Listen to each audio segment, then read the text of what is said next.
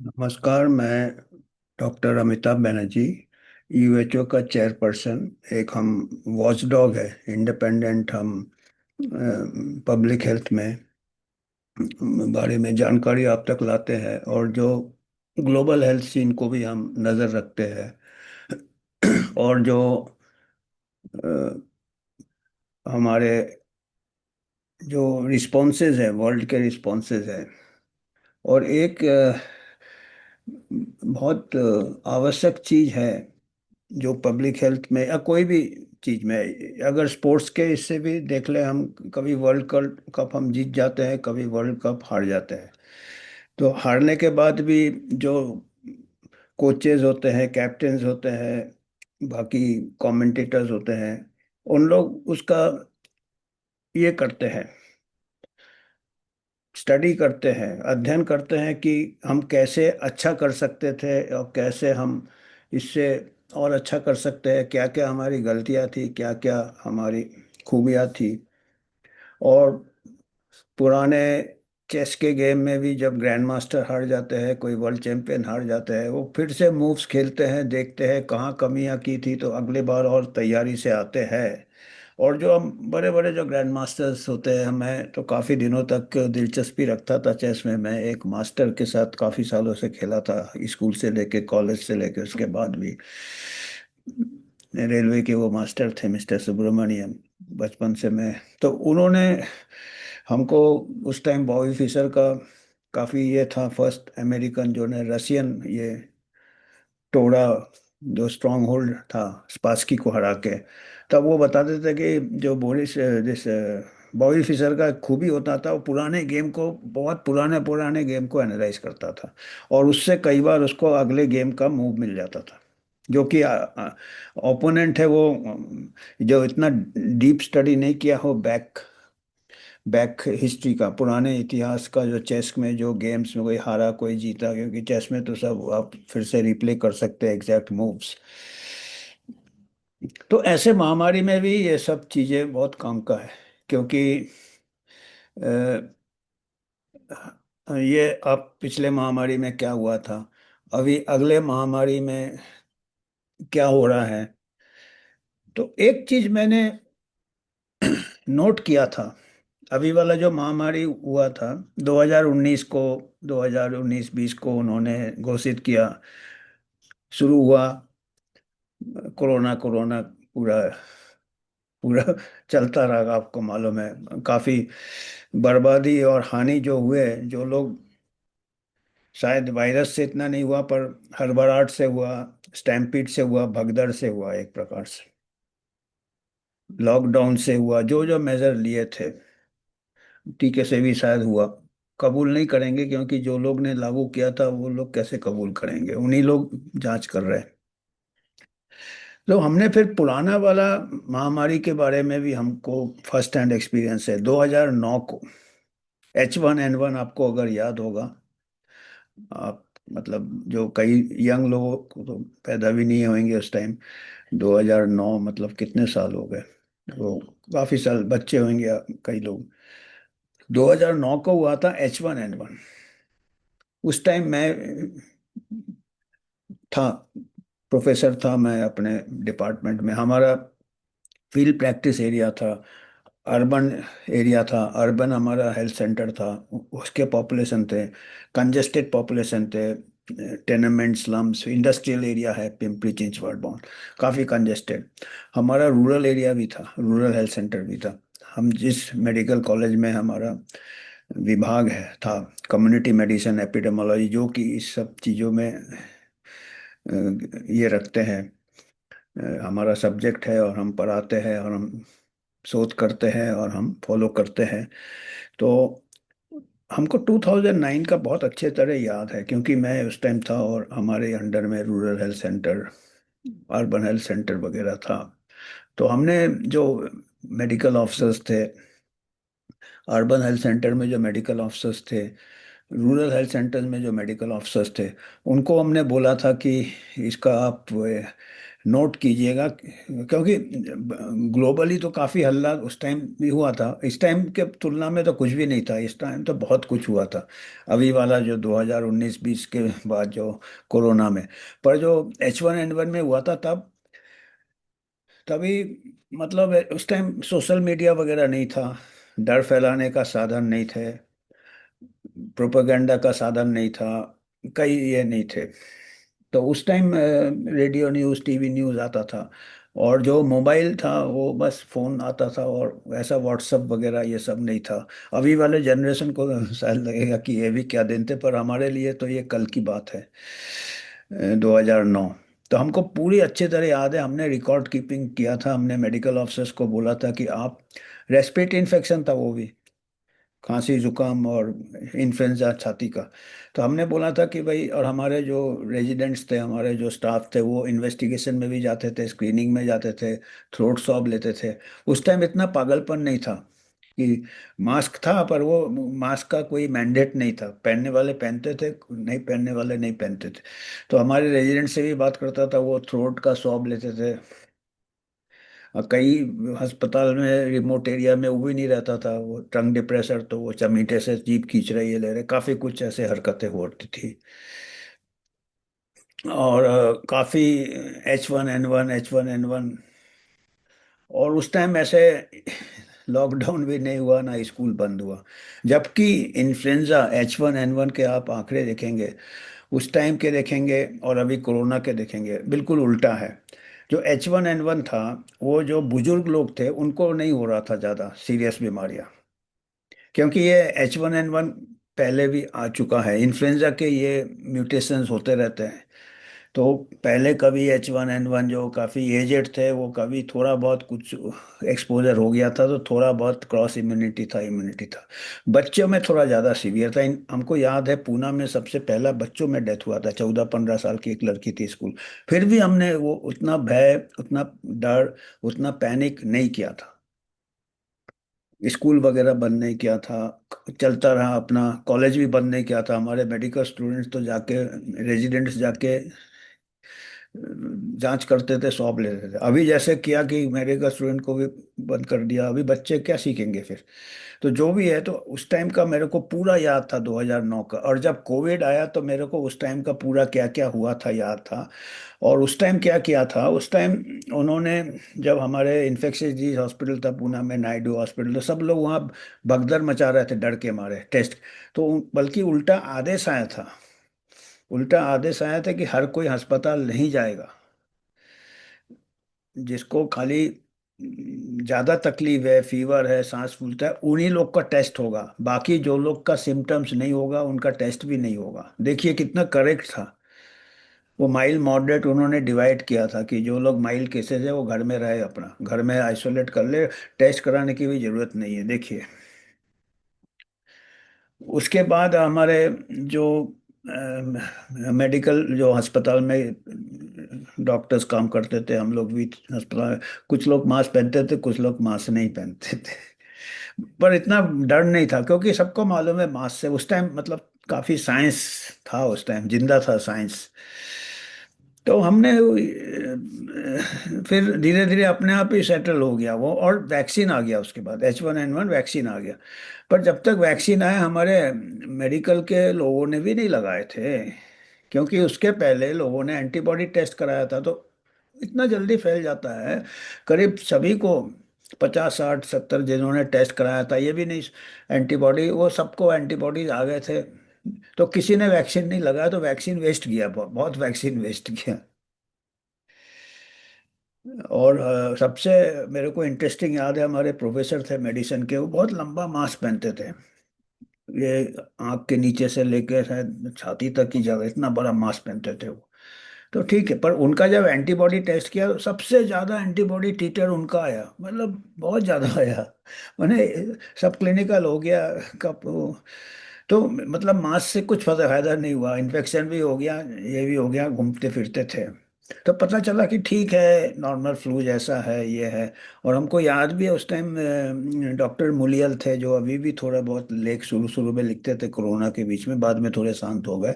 उन्होंने एक पूरा कॉलम लिखा था कि यह एक फ्लू जैसा है, इसको इतना ये नहीं। तो वो 2009 को लिखा था, जेपी मुलियल, या मुलियल जो है, डॉक्टर मुलियल, सीएमसी वेलोर के, कि उन्होंने बहुत अच्छे से एनालाइज किया था कि ये और क्या होता है, ये इन्फ्लुएंजा वगैरह ये नॉर्दर्न हेमिस्फीयर में बहुत, और वहाँ पे क्या है, एल्डरली बहुत रहते हैं, नर्सिंग होम में रहते हैं, दूसरे कोमोर्बिड रहते हैं वगैरह वगैरह में।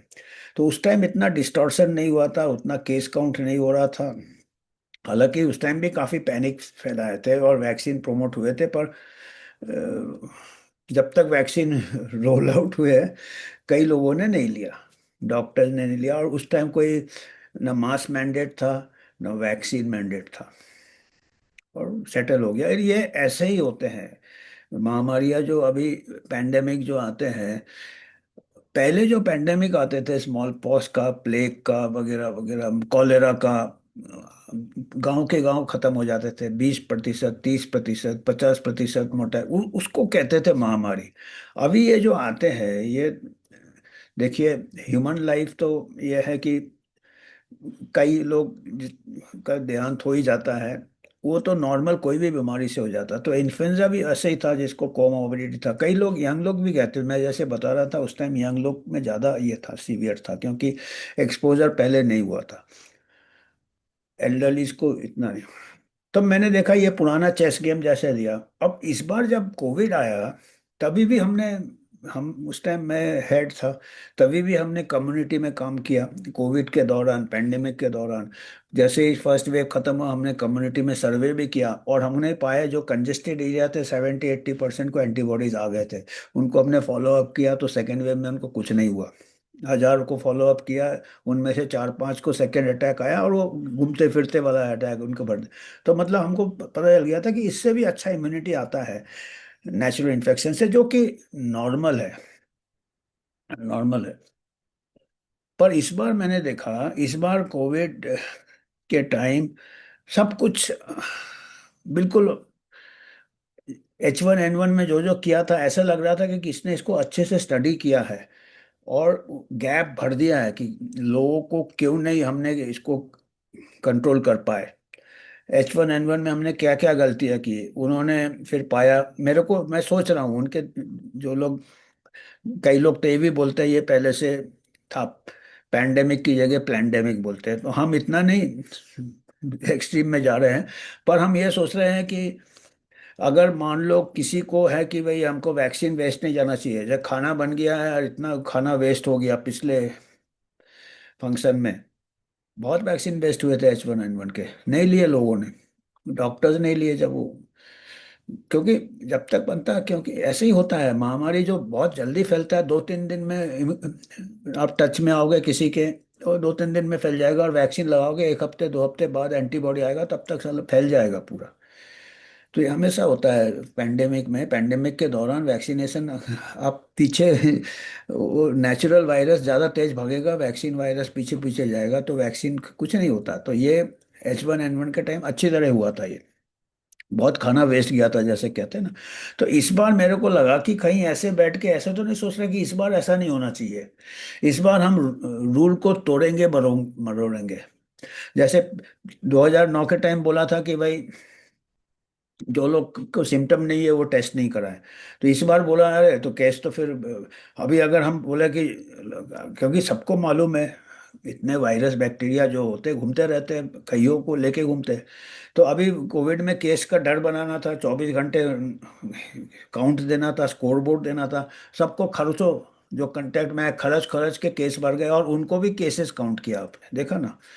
जबकि H1N1 ने ऐसा नहीं किया था, उनको तो मना ही किया था, क्योंकि अस्पताल ओवर क्राउडिंग नहीं होना चाहिए। इस बार कर दिया ओवर क्राउडिंग, क्योंकि उससे पैनिक, फिर दूसरे किसी कारण से कोई मर रहा है, पॉजिटिव आया, सबको जबरदस्ती टेस्ट करना हो, उसका फिर कॉज ऑफ डेथ चेंज किया, कोई एक्सीडेंट से मरा उसका भी है तो उसको कोविड डेथ में तो इस बार केस काउंट बढ़ गए।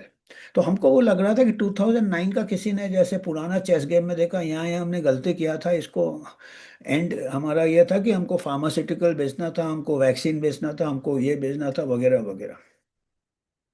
उसके बाद मास मैंडेट कर दो तो उससे भी लोग डरेंगे, सभी मास में घूम रहे हैं, तो उससे एक भय होगा। उसके बाद उनको भी मालूम था कि जब तक हम वैक्सीन होंगे तो कईयों को एंटीबॉडी आ जाएंगे, और ऐसा ही हुआ। हमारे यहाँ 80% को एंटीबॉडी आ गया था जब तक आए थे वो, और यंग थे।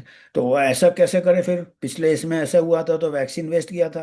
लोगों के एंटीबॉडी आ गए तो पर्टिकुलरली जो डॉक्टर्स थे ये थे, उन्होंने लिया, तो बाकी जनता ने भी नहीं लिया। तो चलो हाइब्रिड इम्यूनिटी का एक टर्म कर दिया कि एंटीबॉडी, अभी नया वायरस है, कुछ पता नहीं है, एंटीबॉडी का है, तो जो लोग रिकवर कर गए वो भी 2 हफ्ते बाद, 3 हफ्ते बाद, जो भी एक पीरियड दिया था, वो भी वैक्सीन लेंगे। तो मतलब वो फिर मैंडेट भी कर दिया आपका, वैक्सीन पासपोर्ट जैसा कर दिया, मूवमेंट रेस्ट्रिक्ट कर दिया, ये कर दिया, वो कर दिया, वो कर दिया, जो कि H1N1 के टाइम नहीं किया था। क्योंकि WHO खुद कहता है कि अननेसेसरी ट्रेड ट्रैवल इंटरप्ट नहीं करना। तो 2009 से एक बेसलाइन बन गया था कि इससे कैसे इम्प्रूव करें अगला महामारी में, और वही सब कोविड-19 में लागू किया।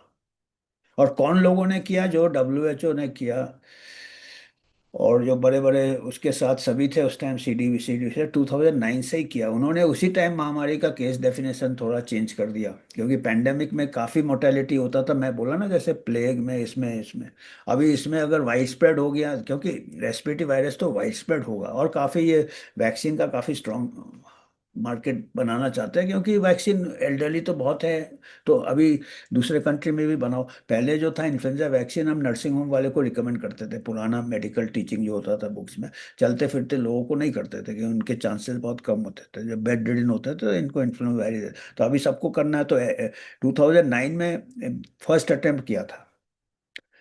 तो उस टाइम फिर मैंने 2009 में भी मैंने पढ़ा था WHO के, उस टाइम भी WHO में इतना स्टैंडर्ड डाउन नहीं हुआ था। मैंने पढ़ा था कि WHO के जो प्रोटोकॉल्स होते हैं पेंडेमिक के, उसमें था कि आफ्टर 1 ईयर एक्चुअल पैंडेमिक का एक्चुअल सीवियरिटी 1 साल बाद पता चलता है। 1 साल बाद उसको एनालाइज करना चाहिए, क्या क्या गलतियां किया, जैसे मैंने बोला था ना, कोई गेम जीतो है हारो, 1 साल बाद बाद में एनालाइज करना चाहिए। तो पेंडेमिक तो 1 साल में WHO ने कहा था पूरा साइकिल खत्म हो जाता है, अपने आप नीचे आ जाता है या ज़्यादा कुछ कर, उसके बाद एनालाइज करना चाहिए। और उस टाइम जो था, उस टाइम सीरियसली एनालाइज किया था। अभी देखिए, अभी का पेंडेमिक कोई ठीक से नहीं एनालाइज कर रहा है, क्योंकि जो जो गलतियां की थी लॉकडाउन वॉकडाउन में, कोई नहीं मान रहा है। वैक्सीन काम नहीं किया, कोई नहीं मान रहा है, जबकि डेटा बताता है। अभी भी जितने भी एक्सपर्ट्स हैं, जितने भी वो पैरट तोते जैसे बोलते रहते, vaccine is safe and effective, और वैक्सीन से जबकि कोई फर्क नहीं पड़ा, अपने आप ही पेंडेमिक नीचे आ गया। और वैक्सीन के बाद भी स्पाइक हुआ था। वो पूरा मैंने भी कई बार डेटा प्रेजेंट किया गया, जो चैलेंज भी किया था मैंने, कि कोई इसको समझाए, आज तक पर वो अपना ही गाते रहते गुण की नहीं, चलो ठीक है। पर कोई एनालाइज नहीं किया क्या गलती था, ये सबसे बड़ा एनालिसिस ये नहीं किया कि कितने जो ये थे, जो पॉलिसी मेकर्स थे, पर्टिकुलरली WHO से स्टार्ट करो या CDC से, हमारे ICMR तो पूरे ही कन्फ्लिक्ट ऑफ इंटरेस्ट वाले हैं, क्योंकि गेट्स फाउंडेशन के साथ है। तो हमारे यहाँ तो बात ही नहीं होता है, पर हमारे यहाँ वहीं से जो ग्लोबल ट्रेंड होता है वैसे ही होते हैं। पर उस टाइम किया था 2009 में, मार्गरेट चैन थी WHO की डायरेक्टर, वो थोड़ा परेशान भी थी, क्योंकि उसके जितने एडवाइजर्स थे बाद में जब किया 1 साल बाद 2010 को, जब उन्होंने पूरा उसका नाप तोल किया पेंडेमिक का, तब पता चला कि कई ऐसे थे एडवाइजर्स थे जिन्होंने पेंडेमिक एडवाइस दिए थे, उनके सबके फार्मास्यूटिकल कंपनी के साथ ये था, हितों का टकराव था, कन्फ्लिक्ट ऑफ इंटरेस्ट था, फाइनेंशियल इसके साथ ये था। और कईयों ने डिस्क्लोज किए थे, कईयों ने डिस्क्लोज नहीं किए थे, और WHO ने कई बार उस टाइम भी ट्रांसपेरेंट नहीं था, कईयों का कमेटी का कई जगह उन्होंने नहीं बताए कौन कौन मेंबर्स है, कौन कौन लोग का कन्फ्लिक्ट ऑफ इंटरेस्ट है नहीं बताए। और उस टाइम, उसी टाइम से पता चला कि ये काफ़ी जो फार्मास्यूटिकल के साथ जिनके लिंक्स हैं, उन्होंने पॉलिसी डिसाइड किया। बताइए, उन्होंने पॉलिसी डिसाइड किया। उस टाइम भी कुछ ऐसे ड्रग्स थे, ओसिल्टामाविर और ऐसे कई थे, टैमीफ्लू, जिसका कि बाद में पता चला कि कोई फर्क नहीं पड़ा, पर वो प्रमोट किए। और वो जो लोग एडवाइजर्स थे, जो ने प्रमोट किए, उनके वो कंपनी के साथ ये था। कॉन्फ्लिक्ट ऑफ इंटरेस्ट था, हितों का टकराव था, काफी कुछ मतलब कॉम्प्रोमाइज था। 2009 से चालू हो गया है, और 2009 और 2019 10 साल में पतन और ज्यादा हुआ है। पतन इम्प्रूव तो हुआ नहीं, आपको तो मालूम है क्या हो रहा है। साइंटिस्ट सब कब्जे में आ गए हैं फार्मा के, और बड़े बड़े ग्रांट के जो बड़े बड़े फाउंडेशन है, गेट्स वेट जो पूरा, उनको भी, उनका भी कैरियर बनता है क्या है, और सरवाइव नहीं होते हैं। देखिए प्रैक्टिस में जो करते हैं वो भी कॉरपोरेट पेशेंट बनाना पड़ता है, वो भी सरवाइव नहीं कर पाए।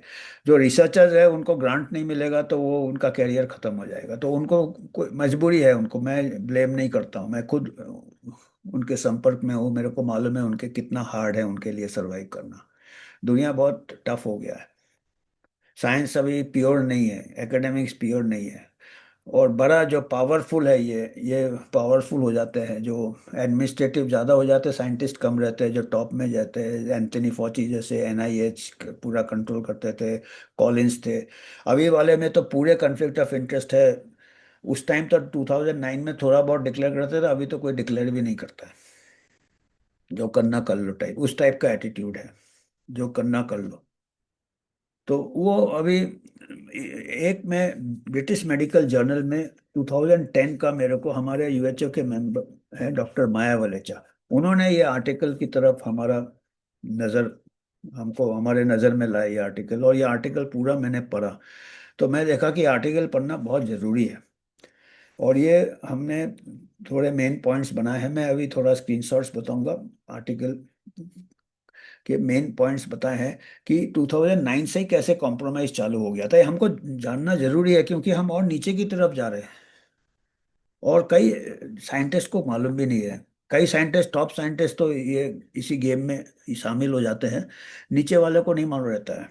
वो सही में सीरियसली सोचते हैं जो भी उनको बताया जाता है, क्योंकि आजकल छोटे छोटे स्पेशलिटी है, सब स्पेशलिटी है, कोई वायरोलॉजिस्ट है तो कोई जीनोम कर रहा है कोई, तो उसको वही लगता कि हाँ इससे हम बहुत कुछ ये होगा। तो पूरा बिग पिक्चर देखते हैं जो पब्लिक हेल्थ एप्रेंटिस वाले, वो भी कुछ देखते हैं कुछ नहीं देखते, कुछ देख के भी नज़रअंदाज कर देते हैं, क्योंकि उनका भी अपना नौकरी बचाना रहता है, मैं समझता हूँ।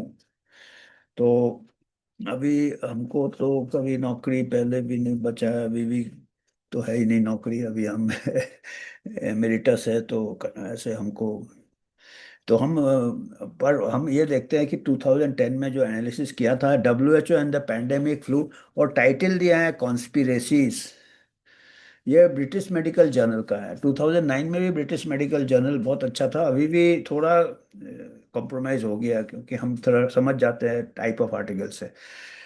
पैंडेमिक का शुरुआत में बड़ा स्ट्रांग था ब्रिटिश मेडिकल जर्नल, बल्कि एक एडिटोरियल लिखा था कि how politics, corruption, commercial interest ने साइंस को दबाया, अब्बासी का एडिटोरियल था।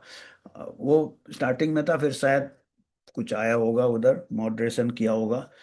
तो हम कुछ ये बताते हैं कि कैसे कैसे कॉन्फ्लिक्ट्स ऑफ इंटरेस्ट है जो लोग अपना, तो हमने वही सोचा कि क्या होता है कि हम सिटीजन्स जो है, वर्ल्ड के सिटीजन्स है, जो आम जनता है, हम भरोसा करते हैं इन पे। हम भी डब्ल्यूएचओ पे पूरा भरोसा करते थे 2009 के पहले तक, काफ़ी अच्छा था, काफ़ी उनके पब्लिक हेल्थ में मैं कई सालों से हूँ तो मेरे को, पर 2009 के बाद से डब्ल्यूएचओ वो पुराना वाला डब्ल्यूएचओ नहीं है, वो पूरा बदल गया है, पूरा कमर्शियल हो गया है। क्योंकि फंडिंग तो अभी तो और ज़्यादा हो गया, अभी तो अमेरिका ने भी अपना फंडिंग बंद कर दिया है। तो पूरा डिपेंड होता है फार्मास्यूटिकल, और बिल गेट्स उसका one of the major funders है, और बिल गेट्स का पूरा फार्मा के साथ ये है, काफ़ी प्रॉफिट रहता है। ऊपर से फिलेंथ्रोपी करता है, हमने कई बार बताया, अंदर से उसका अलग एजेंडा रहता है। तो डब्ल्यूएचओ अभी इसीलिए जानना जरूरी है कि कितना कॉम्प्रोमाइज्ड है। तो हमने कुछ स्लाइड्स हमने बताए हैं, बनाए हैं, तो हम स्लाइड शेयर करके बताएंगे, और अभी का भी थोड़ा बताएंगे कि अभी तो और ज़्यादा, अभी तो मैंने खुल्लम खुल्ला जो करना कर लो, इतना कॉम्प्रोमाइज था ये इस पेंडेमिक में। ऐसे ऐसे दवाई आपको मालूम है, तो अभी हम थोड़ा स्लाइड शेयर करके बताते हैं आपको, अगर कर पाता हूँ तो ये हमने पहले वाला स्लाइड ये है हमारा।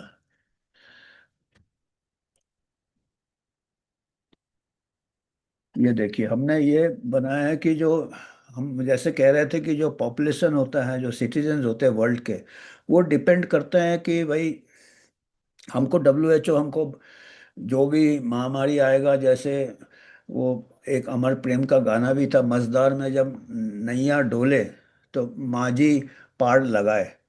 जब माझी नाव डूबे तो कौन बचाए उसको। तो हमारा ऐसा सिचुएशन हो गया कि जब ऐसा कुछ आपदा आता है, महामारी, हम WHO या अपने जो बॉडीज होते हैं, CDC, ICMR भी, जो उनके ऊपर हम डिपेंड करते हैं कि हमको पार कराएंगे, नैया पार कराएंगे। पर अगर उन लोग ही कॉम्प्रोमाइज हो जाए, वही हमको डुबा रहे हो, ऐसे ऐसे इंटरवेंशन कर रहे हो जिसका कि हमको नुकसान हो रहा है, कई लोग डूब गए, सही में नौकरी चली गई, कईयों को दुष्प्रभाव हो गए इंटरवेंशन के, तो फिर कौन बचाए हमको।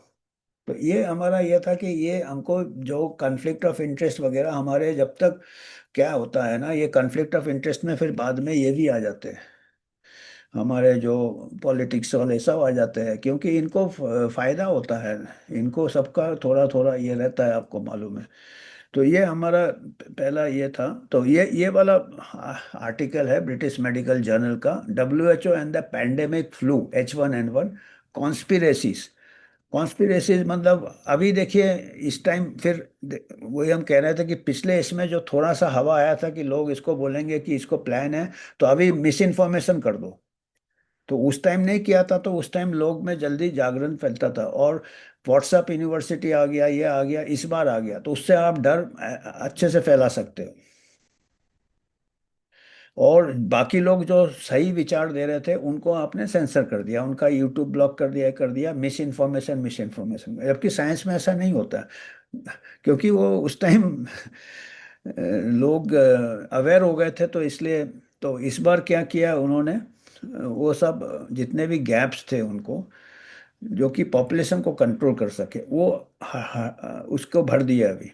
तो ये आर्टिकल से मैंने कुछ पॉइंट्स लिए हैं कि scientist advising the WHO on planning for a influenza pandemic had done paid work for pharmaceutical firms that stood to gain from the guidance they wrote. महामारी से वो फार्मास्यूटिकल वाले को बहुत प्रॉफिट होगा, और फिर वो साइंटिस्ट उनके लिए काम करते हैं। These conflicts of interest have never been publicly disclosed by WHO। वो 2009 की बात कर रहे हैं, उस टाइम नहीं डिस्क्लोज किया जितने भी। और ऐसे कर कर के काफी FDA में, CDC में भर गए थे। इसीलिए अभी रॉबर्ट F कैनेडी ने उसका सफाया किया, तो उसके ऊपर अभी कई ऑपोजिशन चल रहा है, क्योंकि उन्होंने अपना बहुत सालों से, 20 सालों से ज्यादा अपने जड़ें जमा ली थी।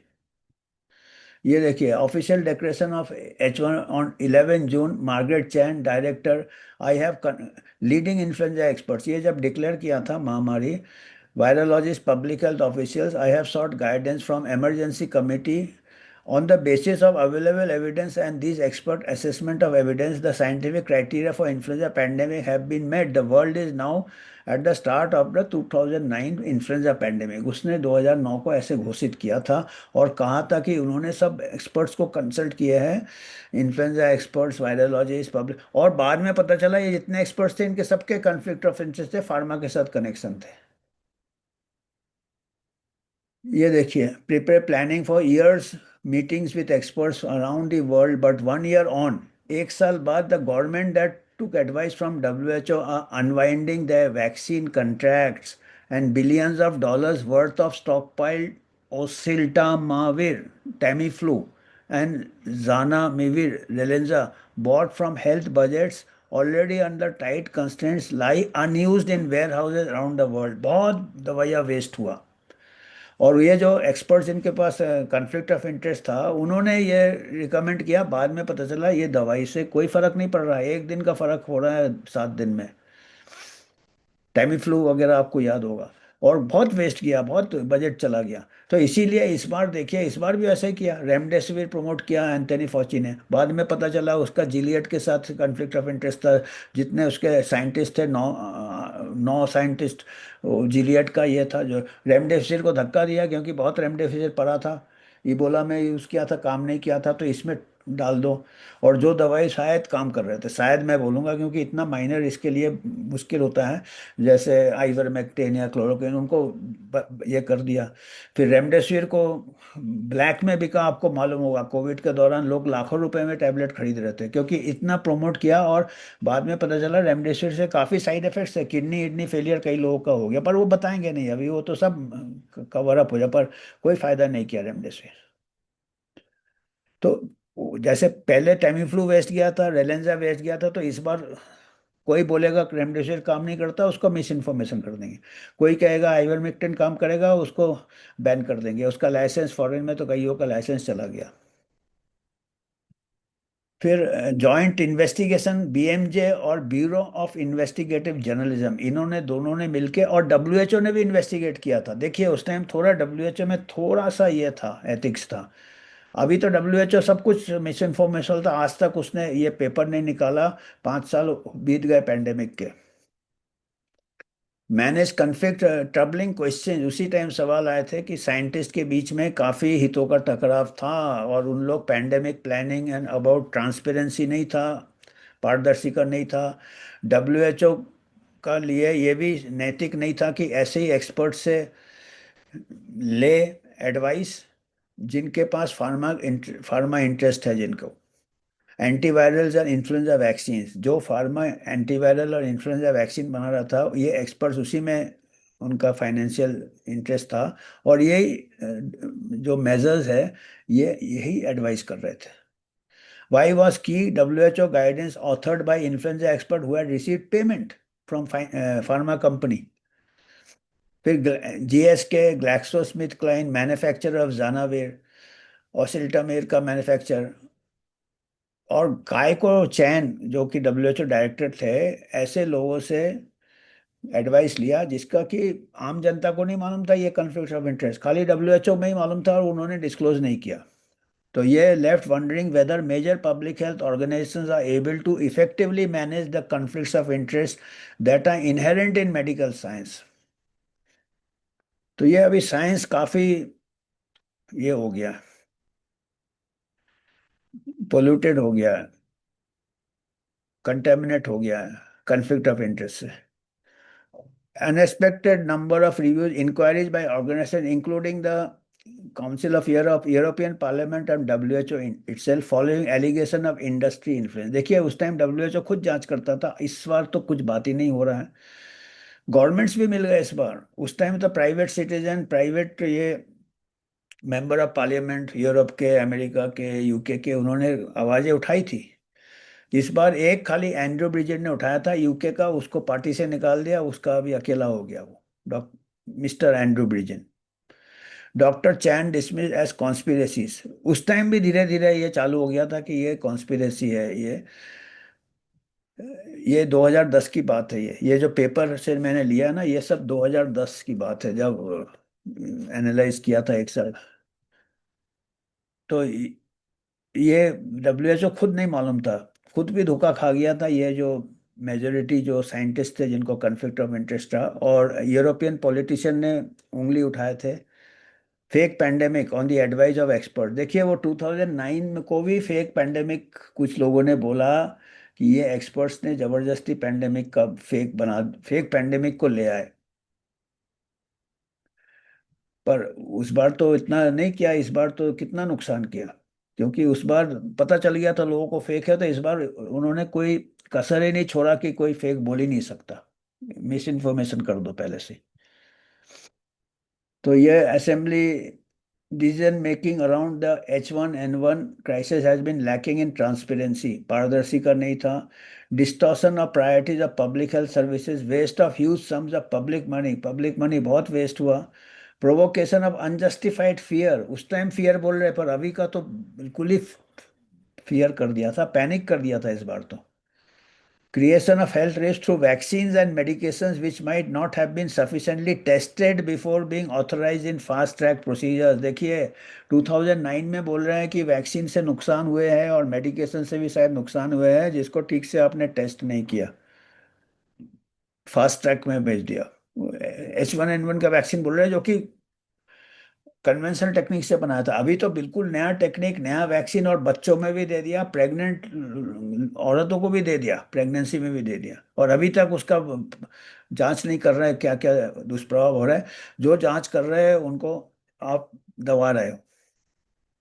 These results need to be critically examined by public health authorities at all levels with a view to rebuilding public confidence in the decisions। अभी तो और डाउन हो गया पब्लिक कॉन्फिडेंस, अभी तो बहुत ज़्यादा ये हो गया। आपने देखा ये महामारी और 2009 में, जबकि 2009 में इतने स्ट्रॉन्ग, जब जांच हुआ था एक साल बाद, इन्वेस्टिगेशन हुआ था, independent bodies, British medical journal का टीम था, और जर्नल ऑफ इन्वेस्टिगेटिव जर्नलिस्ट, और डब्ल्यूएचओ का भी टीम था। उन्होंने पाया कि इतने लोग इसको बड़ा चढ़ा के पैंडेमिक बना दिया, फेक पैंडेमिक।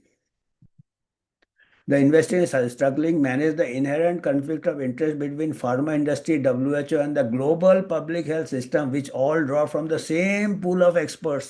पूरे प्रदूषित हो गए हैं, जितने एक्सपर्ट्स हैं सबका कॉन्फ्लिक्ट ऑफ इंटरेस्ट है, और ये सब टॉप पोजीशन में एक्सपर्ट्स। अब इन लोग एडवाइस जो देते हैं वो फार्मा को बेनिफिट करते हैं, फार्मा के लिए काम कर रहे हैं। वो उनका फार्मा का प्रॉफिट होता तो इनका भी कमीशन बढ़ता है, जो भी सैलरी या जो भी इनको ऑनरेरियम मिलता है, या जो, और फिर शेयर होल्डर्स भी बहुत है फार्मा के, तो वो अभी ऐसा चल रहा है। तो अभी हमारे को किसके भरोसे में हम रहेंगे, क्योंकि जो नैया में जिनका ये है, माजी जो है, वही अगर नाव डुबोए अपने प्रॉफिट के लिए, तो क्या होगा फिर।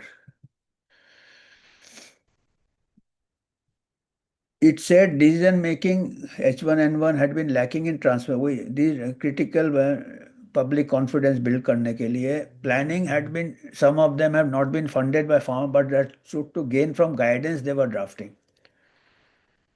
तो सबको कुछ ना कुछ इंटरेस्ट था। ये interest have never been publicly disclose, जैसे कुछ को कैरियर का इंटरेस्ट था, किसी को ग्रांट का इंटरेस्ट था, किसी को, और इन्होंने ये पब्लिकली, डब्ल्यूएचओ ने उस टाइम भी डिस्क्लोज नहीं किया था any details about whether such conflicts were declared by relevant experts and what if anything was done about them। तो वो ब्रिटिश मेडिकल जर्नल और ब्यूरो ऑफ इन्वेस्टिगेटिव जर्नल इसने डब्ल्यूएचओ के बारे में बताया कि उन्होंने डिटेल्स नहीं दिए हैं कि कितने एक्सपर्ट्स थे, के कैसे कॉन्फ्लिक्ट ऑफ इंटरेस्ट थे बोल के ही नहीं दिए हैं, अगर नहीं होते तो बता देते।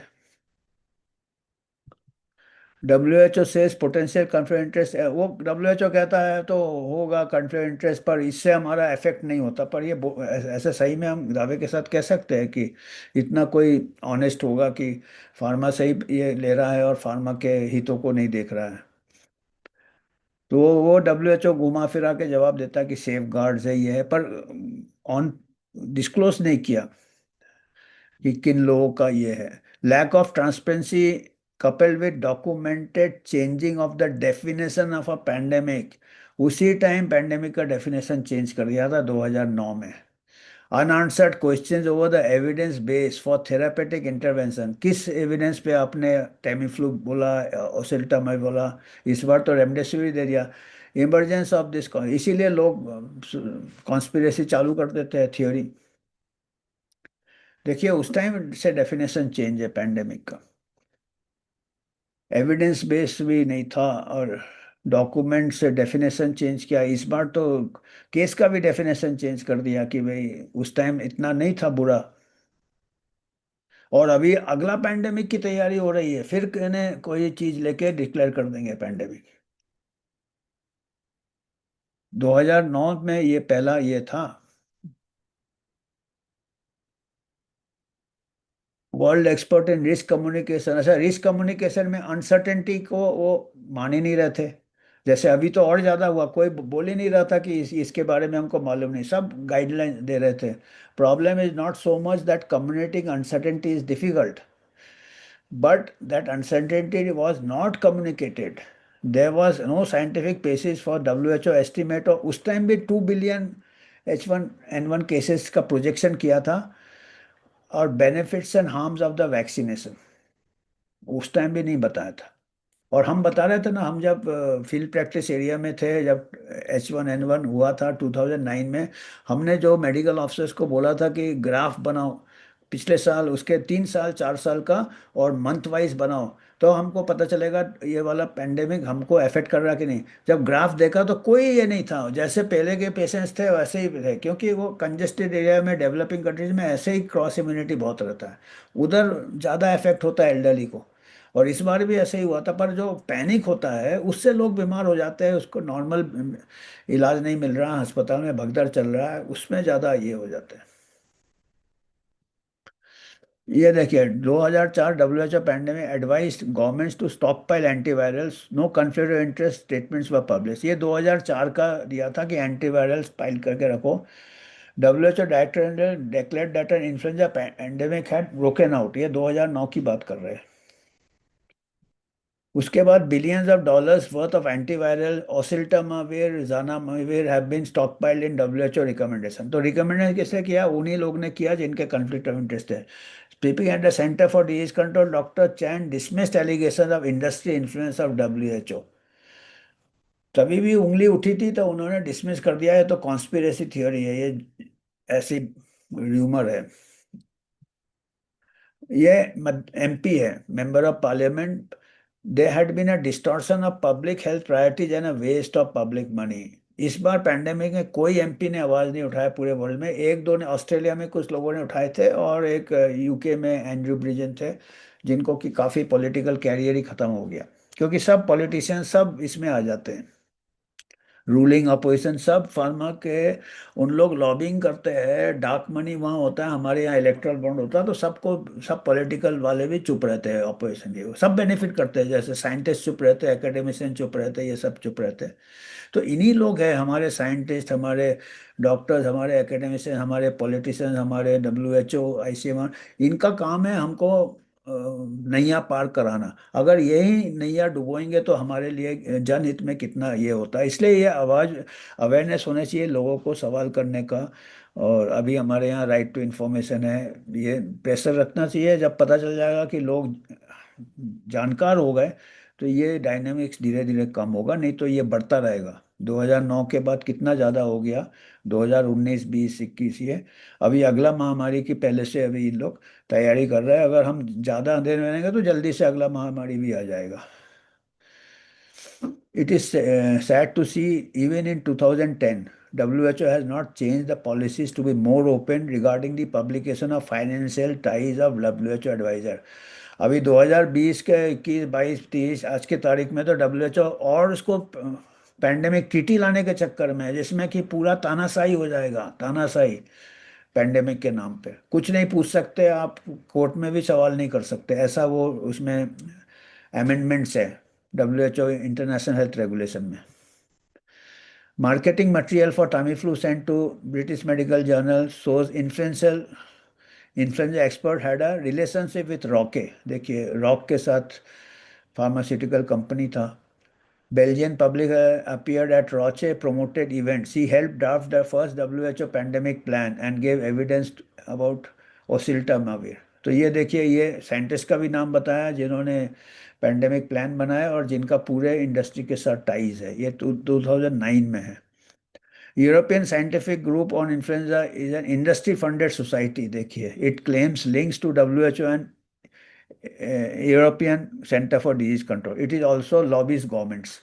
तो वो जो साइंटिफिक ग्रुप है वो खुद इंडस्ट्री के साथ है, और वो गवर्नमेंट के ऊपर बहुत इन्फ्लुएंस करता है। हमारे यहाँ जितने सोसाइटीज है, हमारे यहाँ जितने प्रोफेशनल सोसाइटीज है, सबके टाइज है फार्मा के साथ, और वो लॉबी करते हैं, और वही एडवाइजर रहते हैं, और वही हमारे नाव के माझी रहते हैं। और कभी डुबा दे कब ये कर दे पता नहीं, वो अपना इंटरेस्ट पहले देखेंगे। Frey Haddon from university was the author of key W arguing for antiviral stockpiling. He was rock consultant. देखिए 2009 को तो हम बोल रहे हैं कि ये फेक पैंडेमिक, वो कह रहे हैं, ये इसी में छानबीन में पता चल रहा है कि इसको डिक्लेयर कर दिया जैसे तैसे। पर ये जो स्टॉक पाइलिंग और खरीदना वाला 2004 से चालू हुआ, और कौन ने किया है? ऑथर जो था रॉके का कंसल्टेंट था, यूनिवर्सिटी का था। देखे जितने यूनिवर्सिटीज है उनको काबू कर लिया है फार्मा कंपनीज ने, ग्रांट दे दे के, ग्रांट दे दे के। Arnold Monto, Michigan University declared a financial relation with Roche, GSK, and Viropharma. This was not made public by WHO when he wrote its vaccine guidelines. ये H1N1 वैक्सीन की बात हो रही, तभी से चल रहा है, पर वो फेल कर गया था H1N1 वैक्सीन, लोगों ने नहीं लिया, बाद में बहुत वेस्ट किया, तो इस बार वो गुंजाइश ही नहीं रखा वो। इस बार पहले से ऐसे बनाया कि भाई आपको रिकवर कर गए फिर भी लेना, हाइब्रिड इम्यूनिटी, ये इम्यूनिटी, वो इम्यूनिटी, कुछ भी टर्म्स खींचे जा रहे हैं। Carl Nicholson from university had declared financial relationship with various drug companies. This was not made clear by WHO when he wrote the Pandemic Influenza Annex E. ये British medical journal का, ये पूरा बहुत लंबा है, हमने इतने पॉइंट्स दिए, ये भी बहुत ज़्यादा हो रहा है, मैं समझ रहा हूँ, पर ये देखिए लिखा है ब्लैक एंड वाइट में। जो लोग फार्मा का से अपना ब्रेड एंड बटर लेते हैं, वही अपना नैरेटिव बना रहे, WHO का पेंडेमिक डिक्लेयर करे, कौन सा वैक्सीन रिकमेंड करे, कौन सा दवाई रिकमेंड करे, और 2009 में ये इनका थोड़ा लॉसेस हो गए थे, तो इस बार उन्होंने कोई गुंजाइश नहीं रखा, अगले बार देख लो अगले पेंडेमिक में क्या करते हैं। Harvey Fineberg, president of the institute of medicine, is leading WHO investigation in the handling of the pandemic. WHO बोलता है कि ट्रांसपेरेंसी चाहता है, ये 2010 को बोल रहा था, आज के तारीख में नहीं बोलेगा WHO। आज के तारीख में तो वो WHO पैंडेमिक ट्रीटी ला रहा है कि जिससे कि सबका मुंह बंद कर दे वो ट्रीटी में ये सब प्रोविजंस है, सेंसरशिप है, ये है वो है, और किया भी था काफ़ी social media. Number of victims of age far short, तो जितना प्रोजेक्शन थे केसेस के वो तो हुए ही नहीं कभी, और इस बार कोविड के टाइम इसीलिए खींच खांच के एसिम्टोमेटिक केसेस, जो पॉजिटिव है केसेस, ऐसे करके कोशिश किया। अभी देखिए आज के तारीख में आ जाओ, ये अभी आज के तारीख में जो WHO के चीफ साइंटिस्ट है, ये है जेरेमी फरार। ये डायरेक्टर थे वेलकम ट्रस्ट के, जो कि बहुत बड़ा फार्मा कंपनी है, और ये आज अभी चीफ साइंटिफिक ऑफिसर है, उधर वेलकम ट्रस्ट से इधर आ गए, मतलब डायरेक्ट, अब तो मैंने खुल्लम खुल्ला प्यार करेंगे हम, कुछ छुपा छुपी की जरूरत नहीं है। फरार falsely declared he had no conflicts of interest in 2021 correction of the, Lancet में पेपर छापते थे फौची के साथ, जो कि अपने नैरेटिव रखे कि भाई ये लैब लीक नहीं है, ये नेचुरल रीजन है, ये वगैरह, published expressly to correct previous failures to declare conflict of interest. ये अभी WHO के टॉप साइंटिस्ट है, बताइए हमारे ये, और ये इनका डायरेक्ट ये वेलकम ट्रस्ट में से आए हुए हैं। Jeremy Farrar, WHO former director of Wellcome Trust, faced scrutiny regarding potential conflicts of interest, particularly concerning his role in the early public dismissal of the COVID-19 lab leak theory. पूरे cover up में थे ये सब। अभी ये WHO के बहुत senior position में है, सोचो अभी क्या है अभी। ये एंथनी फॉची को भी पेमेंट मिलता था, किससे, रेमडेसिविर के इससे, ड्रग कंपनीज, जिलियड, बट हालांकि मंजूर नहीं किया, पर इनको और भी कई इनके जो 9 एक्सपर्ट्स थे सब, इनको जो रेमडेसिविर का लाखों में ब्लैक में मिला था, बिका बिका था, इंडिया में भी ये ब्लैक में बिका था, इतना इन्होंने डिमांड क्रिएट कर दिया, और उससे बाद में पता चला हानि ज्यादा हुआ, फायदा कुछ नहीं हुआ। और वैक्सीन का तो मालूम ही है इनको पूरा, financial relation with Gilead Sciences, जो कि रेमडेसिविर का मैन्युफैक्चरर था। फिर डॉक्टर एंथनी फॉसी ने डिस्क्लोज नहीं किया, पर लोगों को मालूम है, और given his position and unique powers over remdesivir clinical trial भी वही सुपरवाइज कर रहे थे। Fauci is responsible to also disclose his information without doing provided for conflict of interest, NIH and the antiviral developer remdesivir, Fauci is touting मतलब जो दलाली किया उसने रेमडेसिविर का। 9 of the experts on NIH, national institute of health के जो COVID-19 panel में थे, recommending treatment options have disclose financial support for Gilead sciences, तो उनका भी नाम है, पर फॉची ने दबा के रखा अपना नाम, पर वो रेमडेसिविर को प्रमोट किया था। और अभी जो आए हैं, जो सेक्रेटरी है रॉबर्ट एफ कैनेडी जूनियर, वो पूरे लोगों को जिनका टाइज थे उनको निकाल दिया, और उनके अगेंस्ट काफ़ी अभी लॉबिंग चल रहा है, जितने एसोसिएशंस है, मेडिकल एसोसिएशंस है, पीडियाट्रिक, पब्लिक हेल्थ, वो एंटी साइंस बोल रहे हैं, उनको निकालने के चक्कर में है। उनके अभी जो जय भट्टाचार्य वगैरह है, जो कि अपराइट टाइप के हैं, जिनको कन्फ्लिक्ट ऑफ इंटरेस्ट नहीं है, वो नहीं चाहते ऐसे लोग। अभी विनय प्रसाद को रिसेंटली निकाला, जो भी बड़े इंडिपेंडेंट थे, काफ़ी इंटेग्रिटी वाले थे, जो वैक्सीन का ये ओवरसी कर रहे थे सीडीसी में, एनआईएच में या सीडीसी में, उनको अभी लॉबी कर करके बाहर किया, क्योंकि वो अपना ऐसे लोग लाना चाहते हैं जो कि फार्मा के लोग लाना चाहते हैं, फार्मा जिनके हाथ, फार्मा का हाथ है जिनके पीछे। आखिरी में देखिए, अगर आप कुछ योगदान करना चाहते हैं, हम एक इंडिपेंडेंट ही है, हमारा कोई फाइनेंशियल टाइज नहीं है, हमारा कोई ज़्यादा अकाउंट भी नहीं है। तो आपको जो मदद करना चाहे यूएचओ को दे सकते हैं कुछ कंट्रीब्यूशन, हम आप ही के मदद से हम आप तक ये लाना चाहते हैं। तो अभी हम स्लाइड्स को ख़त्म करते हैं। तो आपको अगर कुछ फीडबैक देना है आप देख सकते हैं। आज हमने सोचा ये हम को मालूम, सबको मालूम होना जरूरी है, क्योंकि हम इनके भरोसे में रहते हैं, आंख बंद के भरोसे। और इस महामारी में ही हमको काफी कुछ चीजें, हमारी आंखें खुली, नहीं तो हम भी इस महामारी के पहले 2009 को थोड़ा मेरे को लगा था, पर 2009 को इतना ज्यादा नहीं हुआ था तानाशाही जो इस बार हुआ। तब मेरे को लगा, और ये पेपर मैंने अभी जब पढ़ा तो मेरे को और भरोसा आ गया कि ये देखिए, ये तो ब्लैक एंड व्हाइट में दिया हुआ है। आजकल लोग पढ़ते कहाँ हैं, ये दिया रहता है। आजकल व्हाट्सएप के दो दो लाइन के मैसेज पढ़ते हैं। आजकल मेरे को भी बोलते हैं आप भी 2 मिनट का व्हाट्सएप बनाओ, 2 मिनट का रील बनाओ, उससे क्या है, कोई मेरे को साबुन और ये थोड़ी बेचना है, कोको कोला। पर इसमें थोड़ा गहराई में थोड़ा एफर्ट करना है, अदरवाइज वो चाहते ही, ऐसे ही लोग चाहते हैं कि जो कि 10 सेकंड से ज़्यादा जिसका अटेंशन ना रोके, तो वो उनको मैनिपुलेट करना इजी रहता है। ऐसे जो लोग हैं जो हमारा नैया चला रहे हैं, वो भी खुश रहते हैं कि लिखने दो, जिसको लिखने दो, लंबा लंबा लिखने दो, लंबा लंबा वीडियो बनाने दो। लोग ऐसे भी देखते हैं वीडियो लंबा, तो उनको मालूम है कहाँ तक आवाज जाएगा इनका। तो जो भी है, जो लोग देखते हैं यही बहुत है, थोड़ा थोड़ा करके, थोड़ा थोड़ा करके, स्लो ट्रांसमिशन ही हो, फास्ट ना हो पैंडेमिक। तो आज के लिए इतना ही। धन्यवाद।